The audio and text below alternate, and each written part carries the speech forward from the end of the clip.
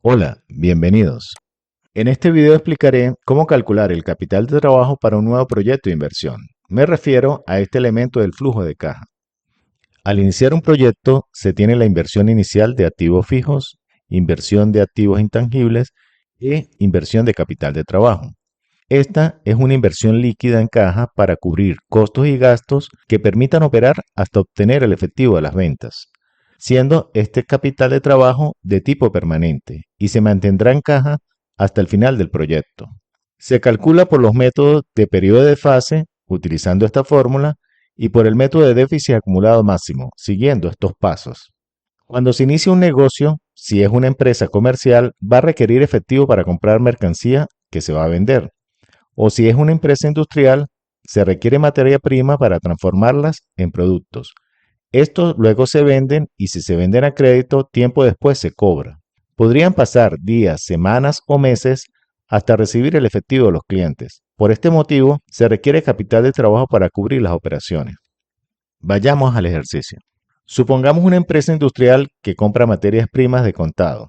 El tiempo de inventario de la materia prima son 5 días. Luego se procesan y los productos son terminados en 15 días. 10 días después de fabricados son vendidos. La venta es pagada a crédito por 30 días. Piden calcular el capital de trabajo por el método de desfase y por el método del déficit acumulado máximo. En Excel nos dan el flujo de caja de un proyecto a 5 años. De este flujo de caja nos interesan los ingresos y los egresos del proyecto. En mi video anterior de análisis multiproducto expliqué paso a paso cómo calcular el flujo de caja con datos semejantes para 4 productos. Los invito a ver. Iniciaré con el periodo de desfase. Por este método, el capital de trabajo son los recursos para financiar el tiempo entre el primer desembolso y el cobro del producto vendido. Este tiempo se conoce como días de desfase. Los días de desfase son igual a los días de promedio de inventario más los días de cuentas por cobrar. Calcularé los días de desfase. 5 días de inventario de materia prima más 15 días para procesar y terminar los productos. Y se le suman 10 días de espera hasta que los productos son vendidos, más los 30 días donde se recibe el dinero debido al crédito. En total, los días de desfase suman 60 días. Si en sus casos a los proveedores de mercancía o materia prima se le pagan a crédito, estos tendrían días de cuentas por pagar y la fórmula sería los días de fase va a ser igual a los días promedio de inventario más los días de cuentas por cobrar y se le restan los días de cuentas por pagar. Veamos la fórmula de capital de trabajo por este método. Es igual al costo anual operacional dividido entre los días del año y se multiplica por n, que son los días de desfase. Si usas año calendario, colocas 365 días o 360 días si utilizas año comercial. N son los 60 días de fase que explicamos anteriormente. El costo anual lo tomaré del flujo de caja. Buscamos egresos desembolsables, que es la suma de costos de fabricación más costos de administración más gastos de venta del proyecto. Los egresos no desembolsables, como la depreciación, estos no se incluyen, porque es dinero que no sale de caja. Haré el cálculo en esta tabla. Hago enlace con los egresos no desembolsables del año 1. Los días de fase son 60. Aplicaré la fórmula donde considera año comercial 360 días. Capital de trabajo va a ser igual a costo del año 1, hago enlace, dividido entre los días del año 360 y multiplicado por 60 días, que son los días de desfase. Enter y tenemos el capital de trabajo por este método. He dejado el signo negativo de los costos, ya que como inversión el capital de trabajo va a ser una salida de dinero y es negativo. Y debe estar disponible en el año 0 para cubrir el año 1. En el flujo de caja, en la inversión inicial del año 0, hago enlace con capital de trabajo. El capital de trabajo tiene carácter de inversión permanente, es decir, se recupera anualmente y queda disponible en caja para los siguientes años operativos.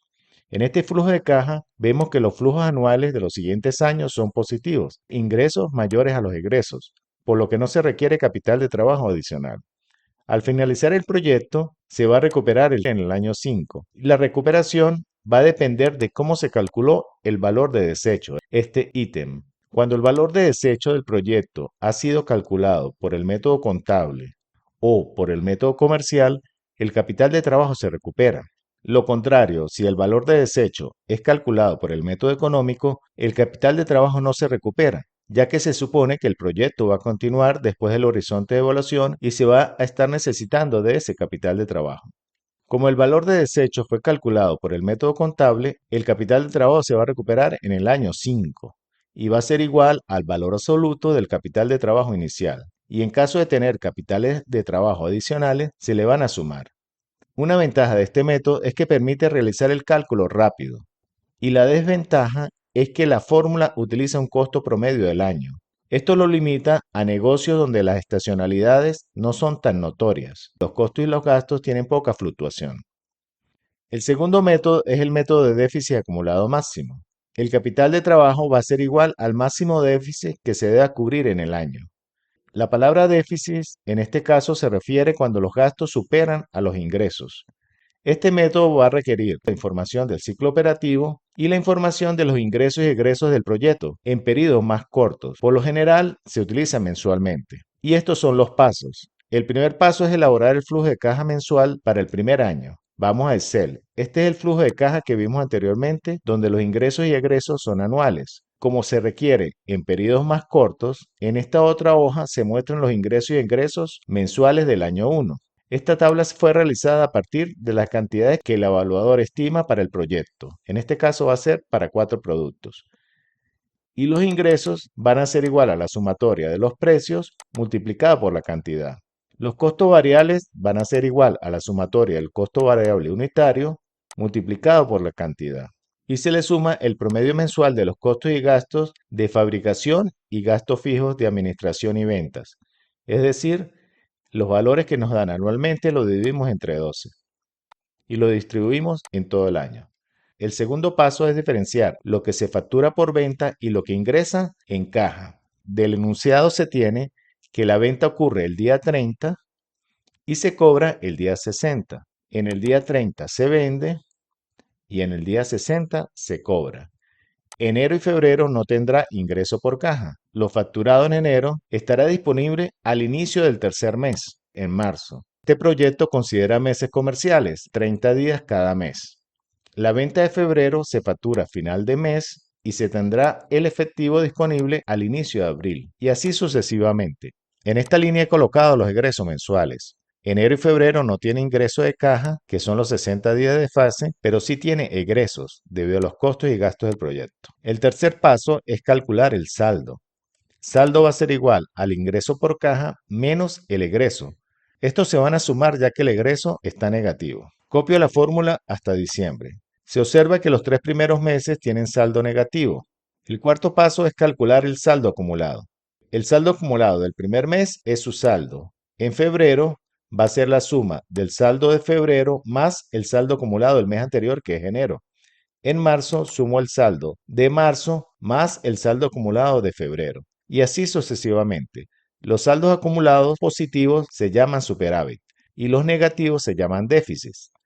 El quinto paso es identificar el máximo déficit acumulado. Si observamos, este ocurre en marzo. Para no confundirse, podemos usar en Excel la función mínimo, que selecciona el mayor valor negativo. Voy a fórmulas, más funciones, estadísticas y selecciono min, función mínimo.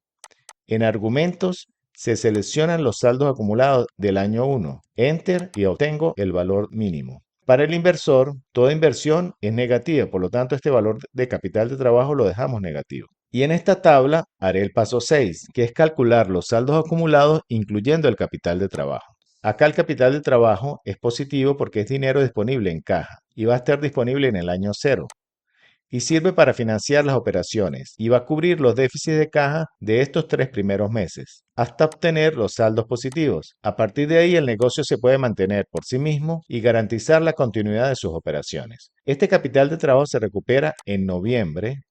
A partir de ahí, el capital de trabajo va a seguir en caja y va a estar disponible para los siguientes periodos. La ventaja de este método es que se puede visualizar los saldos mensuales hasta que finalmente sean positivos y evitar riesgo de parar las operaciones y no verlo desde el punto de vista anual, sino mensual. Hay que tener mucho cuidado con la política de crédito. Les presento acá una tabla de simulación. Anteriormente, el 100% del crédito es a 30 días y resultaba este capital de trabajo. Ahora colocaré crédito 50% a 30 días y 50% a 60 días. El 50% de las ventas de enero ingresa a inicios de marzo y el 50% restante ingresa a 60 días, es decir, ingresa en abril. La suma de estos dos montos corresponden a la venta de enero. Se observa un aumento del 20% en el capital de trabajo para esta política de crédito. Ahora veamos qué pasaría si el crédito de venta es 20% a 30 días y 80% a 60 días. Se puede observar que el capital de trabajo aumentó 30%. Dependiendo de las políticas de crédito, vamos a requerir mayor o menor inversión para el capital de trabajo. Hay que tener mucho cuidado con la política de crédito. Espero que el tutorial les sea de ayuda para sus casos y les invito a ver